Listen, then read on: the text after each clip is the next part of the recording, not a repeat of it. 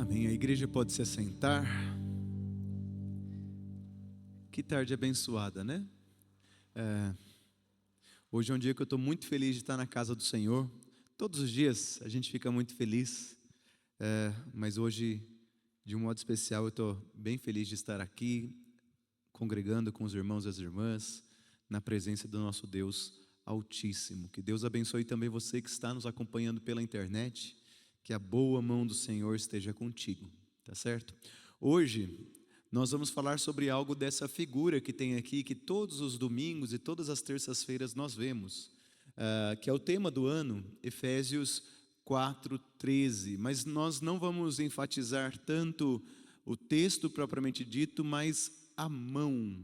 Vocês percebem que tem uma moça, parece que é uma moça, né, ajudando um outro moço ou uma moça a se levantar. E o que conecta um ao outro é a mão. Vocês conseguem perceber?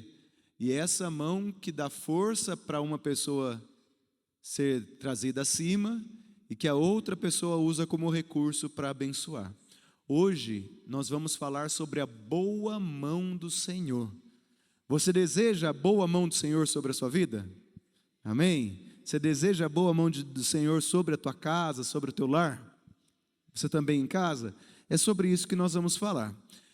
Nesse sentido, você pode abrir a sua Bíblia, por gentileza, ou o seu aplicativo que tem a Bíblia, no livro do profeta Isaías, capítulo 59. Livro do profeta Isaías, capítulo 59. Eu vou ler na Nova Almeida Atualizada, NAA, os versos 1 e 2. Tá bom? Diz assim a palavra de Deus: Eis que a mão do Senhor não está encolhida para que não possa salvar, e o seu ouvido não está surdo para que não possa ouvir. Mas as iniquidades de vocês fazem separação entre vocês e o seu Deus, e os pecados que vocês cometem o levam a esconder o seu rosto de vocês para não ouvir os seus pedidos. Palavras do Senhor, eu vou ler mais uma vez. Eis que a mão do Senhor não está encolhida para que não possa salvar, o seu ouvido não está surdo para não poder ouvir. Eu vou parar aqui e nós vamos conversar um pouco sobre isso. Quando eu era criança, por 2 ou 3 anos seguidos, meu pai, junto com outros 2 tios e suas respectivas famílias, desceram do interior do estado de São Paulo para Balneário Camboriú. Eu lembro que por uns 2, 3 anos seguidos, nós descíamos em caravana. Eu, com meu pai, meus irmãos, minha mãe, o meu tio Odilon com a família dele e meu tio Francisco também com a família dele. Nós descíamos em caravana. E era assim uma aventura, porque as mães, na época elas eram as que cuidavam mais da casa, naquele contexto era mais assim, elas preparavam a comida. E era arroz, farofa, carne, e colocavam as panelas em um dos porta-malas. Eu não sei se dividia ali, e a gente fazia a farofada, Então no meio do caminho eram em torno de 9 horas de viagem. Imaginem, em casa, no meu carro eram 3 meninos, no carro do meu tio outros 3 e assim por diante. E nós parávamos perto de um posto. Eu lembro que tinha um gramado, e aquele gramado virava um lugar sagrado, onde os porta-malas se abriam e crianças podiam ficar à vontade, porque era um lugar seguro, e a gente comia comida mesmo. Eu tinha lá um pratinho, não lembro se era de vidro, agora eu não lembro, ou se de plástico ou de isopor, e a gente comia e dava risada e contava histórias. Era muito bom. E numa dessas viagens tão especiais assim, eu que não tinha muito com o que me preocupar, porque eu era criança, então eu só queria me divertir, eu resolvi entrar no mar. E eu não ia muito longe, eu era obediente ao meu pai, ficava curto. Mas vinham as ondas e de repente estava um pouco mais alto, e num dado momento no mar ali, eu caí num buraco. Sabe aqueles buracos que você não espera? A onda levantou, eu levantei com a onda, e quando eu fui pôr meu pé, estava mais fundo, com a onda, e meu pé ficou preso no buraco. E eu criança, eu devia ter 6, 7 anos, 8 talvez, 9, não lembro agora. Meu pé ficou preso, Sérgio, e a água pegava aqui assim, mas acima do nariz, mas aqui. Então minha cabecinha, na época eu tinha cabelo, estava para fora, e o pé preso, eu não conseguia soltar. E aí começou aquele desespero, porque a onda passou, mas a água parou aqui e o pé preso porque eu estava num buraco. E aí eu começo a erguer as minhas mãos para cima e bater na água, assim, né, como que num pedido de socorro. E um dos meus primos, eu nem sei se ele se lembra disso, eu sei que eu me lembro muito bem, ele me viu.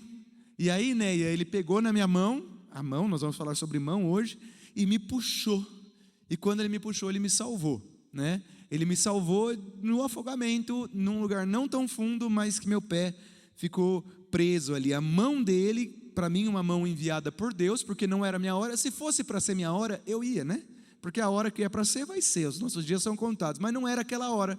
E aí Deus usou a mão de um primo, muito amado, que me puxou e me salvou. A Bíblia fala muito sobre mão, a mão de Deus. Você vai encontrar sobre a mão de Deus tanto no Antigo Testamento quanto no Novo Testamento. E em geral, a mão de Deus sobre as pessoas, elas dizem respeito a dois ensinamentos que Deus quer dar na vida da pessoa. O primeiro é um favor divino. Deus vai favorecer aquela pessoa, vai dar alguma boa dádiva, alguma bênção. A mão de Deus estava com a pessoa. A gente vai ler algumas passagens. Por exemplo, a passagem de Esdras. Esdras, ele no capítulo 7, verso 6, é dito que Esdras contou com a ajuda do rei em tudo o que tinha pedido, porque a mão do Senhor estava sobre ele. Então é dito lá em Esdras 7,6, Esdras é um dos responsáveis por restabelecer a ordem, o retorno do povo a Israel, e é dito que a mão do Senhor estava com Esdras, e por isso ele contou com tudo o que tinha pedido. Outra passagem agora no Novo Testamento, ela está em Lucas capítulo 1, 66, que é João Batista. É dito que João Batista foi tremendamente usado por Deus desde a infância, porque a mão do Senhor estava com ele. A mão do Senhor estava com João Batista. Então veja, Esdras, João Batista, e tem muito mais, mostra que quando a mão do Senhor está sobre você, você é bem sucedido naquilo que Deus tem para você. Porém, às vezes a mão do Senhor sobre você significa punição, que também tem a ver com ensinamento.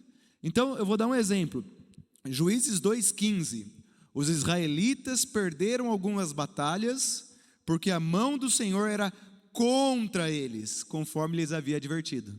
Então, por que os israelitas perderam algumas batalhas na época dos juízes? Porque a mão do Senhor estava sobre eles, mas dessa vez contra eles e não a favor.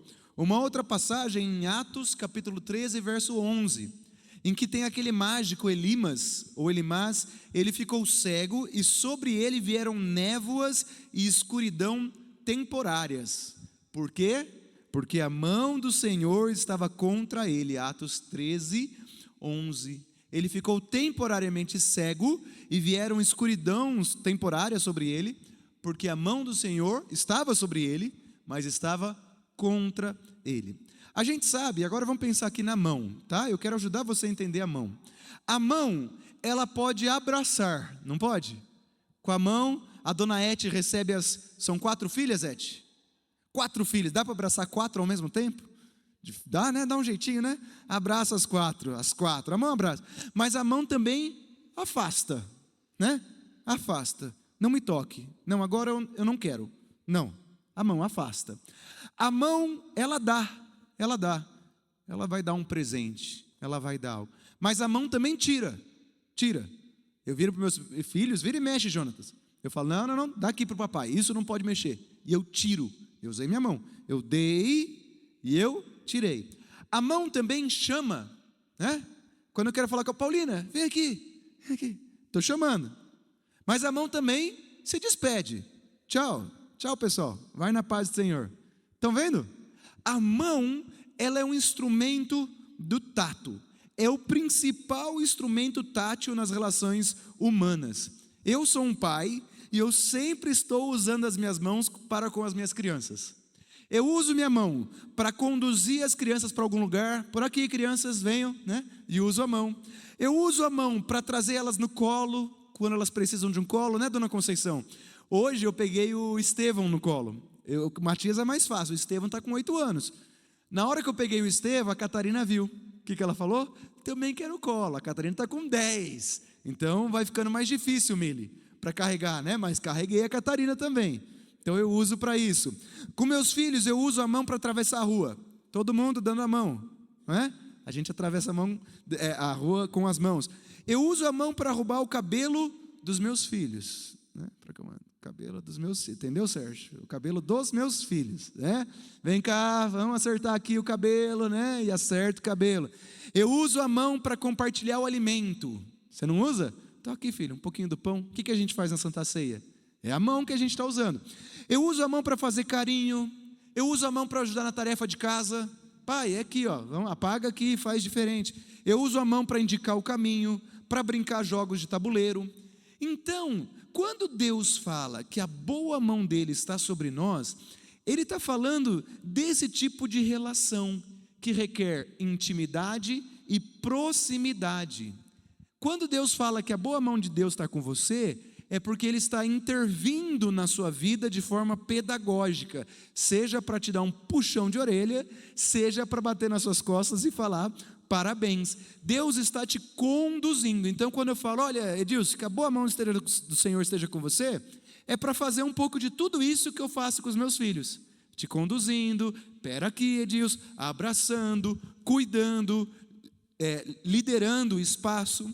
Então quando alguém ora e fala, Senhor, que a tua boa mão esteja sobre mim, ou sobre meu pai, ou sobre minha mãe, ou sobre meu filho, minha filha, eu estou pedindo que Deus toque nas pessoas. E é sobre isso que o favor de Deus, é assim que o favor de Deus se manifesta sobre Israel. O que aconteceu em Isaías? Porque em Isaías eles estão dizendo que a mão do Senhor não está encurtada para que não possa abençoar, e nem os ouvidos surdos. O que aconteceu?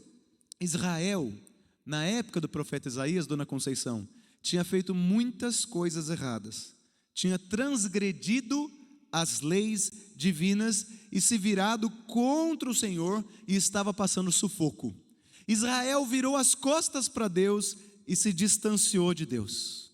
Só que mão tem a ver com proximidade. Eu não posso dar um abraço na Dagmar daqui, eu tenho que ir ali do ladinho dela para alcançar, não é? Diferente da visão. Então Israel se afastou de Deus, Israel se afastou dos estatutos de Deus, Israel se afastou das ordenanças de Deus, Israel virou as costas para Deus e passava por sufoco. Por escolha própria, eles estavam longe ou se sentiam longe do alcance de Deus, não longe do olhar de Deus, mas longe do alcance. Eles sentiam que Deus não estava mais acudindo eles em suas necessidades. Veja, o meu primo me salvou naquelas águas de Balneário Camboriú, porque ele viu uma situação de desespero e estava próximo o suficiente para me pegar e me puxar, né? Eis que a mão do Senhor não está encolhida para que não possa salvar, e o seu ouvido não está surdo para que não possa ouvir. Deus, ele usa o profeta Isaías para dar uma bronca no povo, porque o povo estava com a impressão errada de que Deus não tinha as mãos encolhidas. Eles estavam dizendo assim, Lali, Deus tem mão encolhida, Deus não ajuda. Eles estavam sendo injustos com Deus no seu falar, e Deus não gosta disso, e Deus vem para corrigir. Ele usa o profeta Isaías e fala, eis que as mãos do Senhor não estão encolhidas, nem o ouvido do Senhor está surdo. Deus não tem ouvidos tapados, e Deus não tem mãos encolhidas. Vocês estão dizendo que Ele não pode salvá-los, e de que Ele não pode ouvi-los. Ele está sendo acusado de não ser onipotente, onipresente e onisciente. Veja, todos nós sabemos que Deus salva. Como assim que Deus não pode salvar? Como assim que a mão de Deus não pode alcançar? Que absurdo é esse? Deus pode salvar. A salvação é o modo natural de Deus no mundo. Todo o movimento de Deus, no Antigo e no Novo Testamento, é um movimento de salvação. O tempo todo Deus quer nos livrar da morte, do caos do pecado, da ignorância e da perdição. Deus, no mundo, em tudo que a gente lê na Bíblia, Ele é paciente, Ele é misericordioso, Ele é justo, Ele não é conivente com a mentira ou com a corrupção da carne do mundo. Deus está sempre restaurando vidas, a tal ponto que o salmista Davi diz assim: purifica-me e ficarei limpo. Por quê? Porque Deus é fiel e justo para nos perdoar os pecados e nos purificar de toda injustiça. Deus pode nos salvar, Deus quer nos salvar, mas os israelitas estavam achando que a boa mão de Deus estava curta.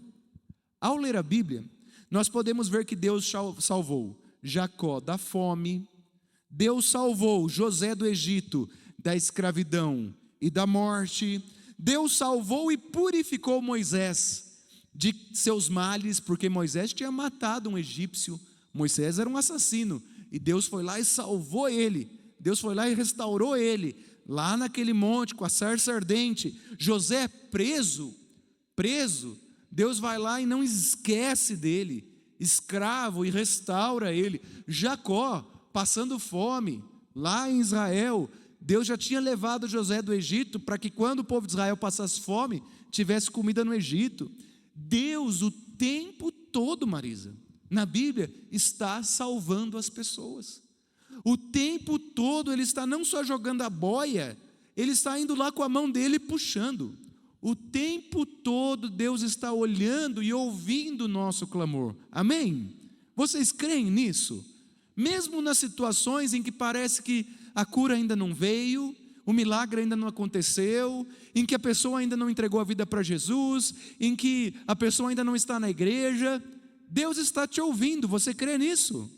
E Ele é poderoso e Ele está atuando, porque Ele é paciente, Ele é misericordioso, Ele é justo e Ele tem prazer em salvar o tempo todo. Deus levantou uma família, que é a família de Abraão, o povo escolhido, para salvar ou dar a chance de salvação a todas as famílias da terra, porque a criação toda geme, sofre e carece do mover de Deus. Então por que Israel estava achando que a mão de Deus era curta? Porque Israel fez uma acusação tão injusta com um Deus tão bom. E será que às vezes nós também, assim como Israel, não somos injustos com Deus, falando que Deus não está me ouvindo, que Deus não está me ajudando? Será que às vezes nós não estamos no mesmo barco que Israel e acusando Deus de ter as mãos limitadas? O povo de Israel, naquele contexto, duvidava do poder de Deus para ajudá-los e ouvi-los, porque tinha pecado. E aí Isaías vai explicar. Olha o que Isaías fala: as iniquidades de vocês. Por que vocês sentem que a mão de Deus está curta e Deus está com o ouvido tapado? Porque as iniquidades de vocês fazem separação entre vocês e o seu Deus, e os seus pecados que vocês cometem o levam a esconder o seu rosto de vocês para não ouvir o seu pedido. Deus escondeu o seu rosto do seu povo porque eles pecaram, e Ele fez isso porque Ele os ama. Ele os ama. Eu quero dar um exemplo de como às vezes a gente deixa de ouvir o que um está pedindo para ver se ele cresce. Às vezes a gente deixa de atender o pedido legítimo de um filho para ver se ele cresce, para o bem dele. Deus, entendam, o tempo todo o que Ele está fazendo é bom, porque Ele é bom o tempo todo. A gente não deveria duvidar do amor de Deus. Então eu vou dar um exemplo de como às vezes eu tapo os meus ouvidos para um pedido do meu filho, eu como pai de carne e osso, e às vezes encolho as minhas mãos para não atender um pedido do meu filho. Às vezes o meu filho caçula, o Matias, eles se mostram tanto quanto arteiro. O Matias veio para me ajudar a desenvolver minha paciência, né? E o meu amor. Tadinho, ele é um amor de pessoa, mas tem uma energia. Olha, na semana de refrigério, eu passava o dia com ele, sabe, gastando energia. Agora de noite ele vai dormir, né? Pois não dormia.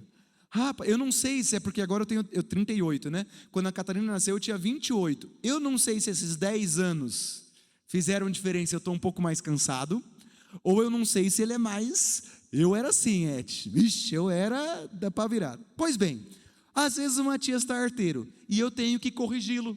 Eu tenho que corrigi-lo porque eu o amo. Então, às vezes, o que eu faço? Vou contar. Mili, eu pego o meu filho caçula e ponho ele no sofá e deixo ele de castigo.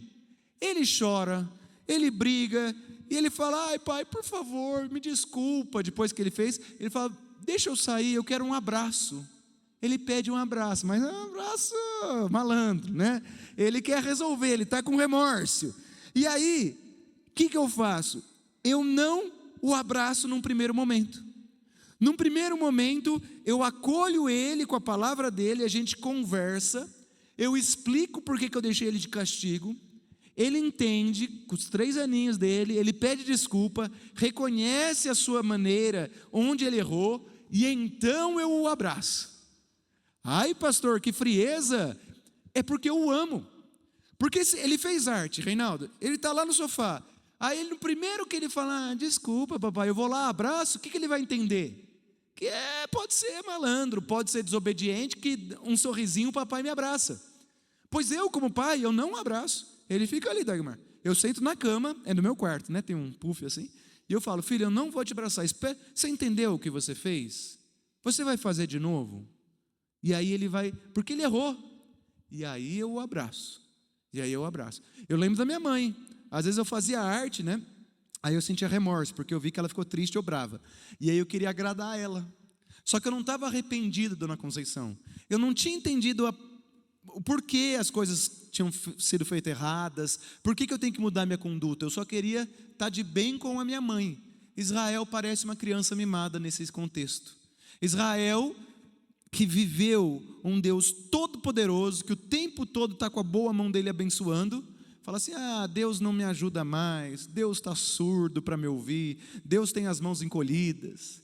Deus estava punindo Israel, porque Ele amava Israel, até o ponto que Israel entendesse que são as transgressões deles que os afastam de Deus, o pecado deles que os afastam de Deus, porque a mão de um pai abraça e afasta, dá e tira, chama e se despede. Eu não deixo de amar o meu filho quando ele está no sofá sentado na cama, distante. Na verdade, eu transmito o meu amor com essa distância temporária. Estão entendendo? Eu estou corrigindo ele. Não há ruídos na comunicação entre Deus e o seu povo. Guarde isso. Não há ruídos. Não tem como Satanás fazer ruídos na sua comunicação com Deus. Ninguém pode causar ruído na comunicação entre Deus e você. O apóstolo Paulo diz assim, nem a morte, nem a vida, nem os anjos, nem os principados, nem as potestades, nem o presente, nem o porvir, nem a altura, nem a profundidade, nem alguma criatura nos poderá separar do amor de Deus que está em Cristo Jesus, o nosso Senhor. Amém? Nada pode te separar, nada impede Deus de estar próximo a você e você de Deus, nada. Se Deus, com a mão dele, está se reservando, é porque também Ele te ama. Se Deus parece estar silencioso, não duvide, porque o diabo pode? Não pode. O diabo não pode te impedir de receber as bênçãos de Deus. Deus é maior do que o diabo. Os seus pecados Deus encravou na cruz, conforme dizem Colossenses. Então, a grande questão, quando você sente talvez que as mãos de Deus estão mais curtas, ou o ouvido de Deus está surdo, eu te aconselho a fazer o seguinte, ao que eu falo para o meu filho: leia mais a Bíblia e busque mais a Deus, para você ter discernimento do que está acontecendo, e não ser alguém mimado, como meu filho Matias de 3 anos sendo corrigido, ou como o povo de Israel. Quando você está em conflito, busque ainda mais a Deus. Quando você precisa e deseja algo, busque ainda mais, porque daí Ele vai te explicando, e assim como eu explico para o meu filho o porquê das coisas. Procure ao Senhor, procure através da oração, converse com o pastor, com o presbítero, com um amigo, venha aos cultos, deixe Deus tomar a sua vida por completo. As mãos de Deus não alcançavam os israelitas e os ouvidos do Senhor não os escutavam, porque ainda não era o tempo do abraço.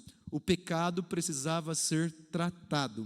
O povo de Israel estava fazendo uma leitura errada da vida, desobedecendo ao Senhor, andando por caminhos tortuosos, e aquele era um momento de correção. O povo estava rebelde aos estatutos do Senhor, tinha uma visão distorcida da realidade, chegaram a pensar que as mãos de Deus eram encolhidas e que Deus era surdo. O movimento de Deus no mundo é sempre salvífico. Deus tem sempre as mãos prontas para salvar. Suas mãos têm o alcance exato e a envergadura perfeita para nos trazer para perto de si. Ele pode sim nos livrar das nossas mazelas, pode nos levantar, Ele é forte o suficiente para nos resgatar do reino das trevas e nos transportar para o reino da luz. É como se Ele pegasse lá a Dona Odete, que estava no reino das trevas, no colo, com as mãos encravadas do Cristo Jesus, e falasse: vem cá, minha ovelha, vem cá, você vai ficar no reino da luz. Ele é forte. Eu, quando meus filhos forem adultos, não vou aguentar mais eles no colo, mas Deus te aguenta no colo. As mãos de Deus não fraquejam, as mãos de Deus não se omitem, as mãos de Deus nos limpam, nos purificam e nos restauram. Esta é a boa mão de Deus que está sempre sobre nós, porque Ele é bom, Ele é justo o tempo todo. E aí em Hebreus vai dizer que Ele é o galardoador dos que o buscam. Ele abençoa aqueles que o buscam. O meu filho Matias, quando eu corrijo, pelo menos quando eu era criança, teve um dia que eu estava tão chateado com meu pai, tão chateado, que eu falei assim: eu vou fugir de casa. Eu falei: não vou dar essa ideia para meus filhos, né? Eu vou fugir de casa, porque o meu tio é mais legal do que você. Olha que maldade que eu falava, de tão perdido que eu estava no meu pecado, no meu erro. Meu pai me abandonou por causa disso. Meu pai desistiu de mim. E meu pai é humano, meu pai é pecador. E mesmo sendo pecador, ele ouviu, como que entra por um ouvido e sai do outro. Ele não levou a sério. Ele viu: esse menino está confuso. Me deu bronca, levei um beliscão, fiquei de castigo, aprendi a não ser mais tão rebelde, e não sou. Meus filhos, graças a Deus, até o momento não falaram assim: eu quero sair de casa, o outro é mais legal que você, né? A relação de um pai com filho é uma relação de educação. Então o pai, a mão do pai para com você, às vezes vai te abraçar e te acariciar, mas não seja narcísico, egoísta, que quer toda hora alguém quase que te louvando. Às vezes a mão do pai vai te dar um puxão, às vezes ela vai, não é por aí. Às vezes ele vai falar assim: você fique aí quietinho, que eu não vou te abraçar agora, você pensa no que você fez. E que bom que ele faz isso, porque ele também nos ama. Então, não é porque a gente é crente. Dona Conceição tem 90 anos de idade, mas ainda peca, não peca, Dona Conceição? Todos nós pecamos, né?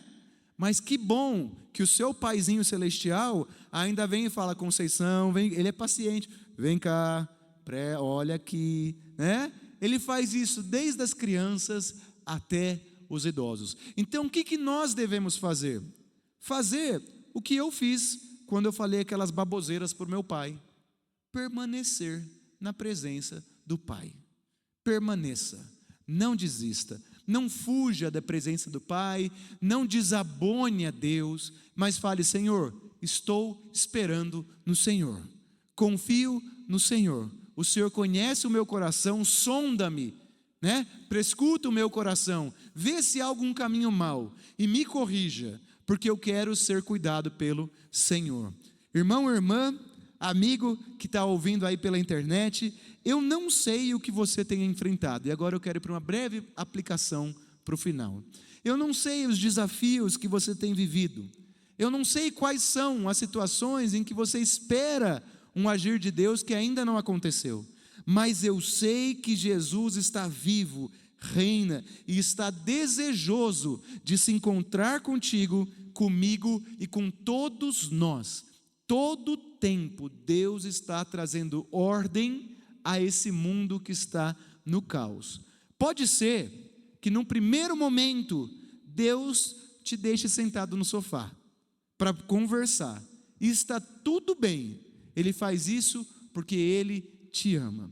Eu confesso que tenho lido cada vez mais a palavra de Deus, e tem alguns textos que dizem que o pecado da pessoa esmagava os seus ossos, e não é só um, não é só do salmista Davi, tem outros, e que quando deixou de pecar, ele sentiu cura.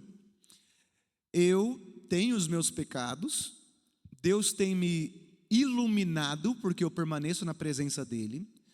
Eu às vezes reconheço uns pecados, e eu quero dizer que nesse ano, eu deixei de praticar um pecado que eu estava cometendo, e eu senti saúde física, porque eu estava com a consciência minha purificada diante da presença do Senhor.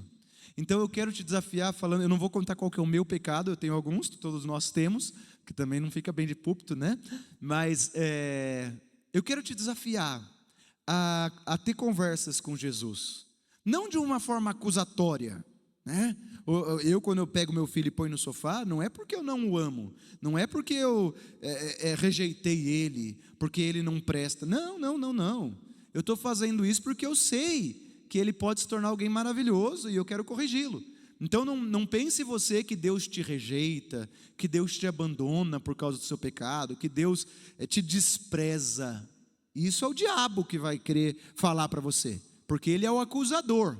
Ele vai falar assim, você não presta, Deus nem gosta de você. Isso é mentira. Deus te ama, por mais sujinho que você esteja. Mas Ele vai te corrigir, porque Ele justamente te ama e porque Ele sabe quem você pode se tornar. A melhor versão da Rosane.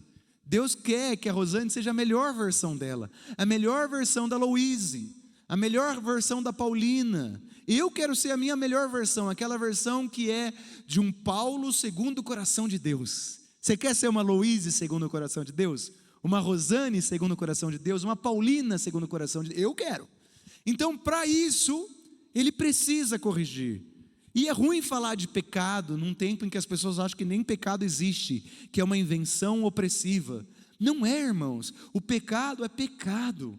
É o que faz com que a gente se afaste do Pai que nos ama, que nos abraça, que quer nos abraçar. Mas Ele se afasta às vezes, e às vezes até nos pune, por amor, para corrigir os nossos passos. Quando Ele vira para Pedro e fala assim, arreda de mim, Satanás. Eu não vejo, a Bíblia não diz que Pedro ficou todo magoado, porque eu sou a pior pessoa do mundo. A gente não vê isso. A gente vê que Pedro entendeu que era um amor de Deus para com ele. Depois Pedro fica meio desequilibrado, ele tem um desequilíbrio grave, né? Ele vai pescar, ele escuta que Jesus tinha ressuscitado as mulheres, mas ainda assim não leva muito a sério, e aí ele vai sendo transformado. Então, eu não sei de você, mas amadurecer tem a ver com se tornar o Reinaldo segundo o coração de Deus, o Alisson segundo o coração de Deus, a Jaqueline segundo o coração de Deus, e isso passa pelo toque de Deus, seja para te limpar, para te corrigir, para te guiar. Então, quando eu desejar no final dessa palavra que a boa mão de Deus esteja com você, diga assim, amém. O que eu quero é que meu Pai cuide de mim, porque quando eu fui para Balneário Camboriú, e eu sabia que eu estava com meu pai, eu não me preocupei com o que eu tinha que comer, com o que eu tinha que vestir, se eu ia ter dinheiro, porque eu estava com o meu Pai. Então vamos corrigir a nossa relação com o nosso Pai, a partir do toque dele. Pode ser que em vez de você estar no sofá, você sinta que os braços do Senhor estão curtos e que seus ouvidos não ouvem, mas isso não é verdade, amém? Os braços do Senhor não são curtos, Deus não é surdo. Se você se sente assim, eu quero orar por você, você que está na internet, se você se sente assim, eu quero dizer que essa pregação é para você, porque Deus está enviando essa pregação para você, essa palavra para você, para que você olhe para Ele, e para que Ele te mostre e prove que Ele é bom, e que os braços dEle não é curto, e que o ouvido dEle não é surdo. Deus é bom o tempo todo. E agora eu quero te convidar, antes da oração final, para que a gente faça antes de terminar a palavra, faça uma oração final. Deus não está alheio às nossas dores, e Ele quer falar conosco nessa tarde, e guarde isso, não há ruídos na comunicação entre Deus e você, nunca. Mas o diabo, o Satanás, os demônios, os pecados, Nem anjos, nem potestades, nem principados, nada pode te separar do amor de Deus. Ele está aqui, ó. O olho dele está te vendo. Pode ser que você esteja longe dele pelos seus pecados, mas ele está te vendo e está dizendo: vem, filho, vem. Pode ser que no primeiro momento ele te põe no sofá, mas vai para o sofá e vai feliz, porque ali ele vai estar cuidando. Ninguém pode causar ruído na comunicação entre Deus e você. Deus está desejoso de falar com cada um de nós para amadurecermos como igreja. E eu vou dizer, eu como pastor, o que eu mais quero é que você receba o toque de Deus, porque é daí que a igreja vai crescer. A igreja não vai crescer no gogó do pregador que está aqui. A igreja não vai crescer na qualidade do músico. Tudo isso são técnicas importantes. Ela vai crescer quando o povo de Deus cresce. Quando o povo de Deus cresce, sai de uma posição de murmúrio como Israel, então o povo de Deus cresce. Se nós queremos que essa igreja cresça, nós precisamos todos crescer. Não espere você que o pastor Juninho, a pastora Priscila, o pastor Matias, o pastor Paulo, sendo mais eloquentes, fazendo não sei o que aqui vai dar certo, que o louvor tendo não sei o que vai dar certo. Tudo isso pode contribuir desde que nós cresçamos juntos. E é por isso que eu quero cada um segundo o coração de Deus, porque daí a igreja de Deus cresce. Por isso que cada um de nós é importante para o reino de Deus. Você entende isso? Que a boa mão do Senhor esteja sobre você.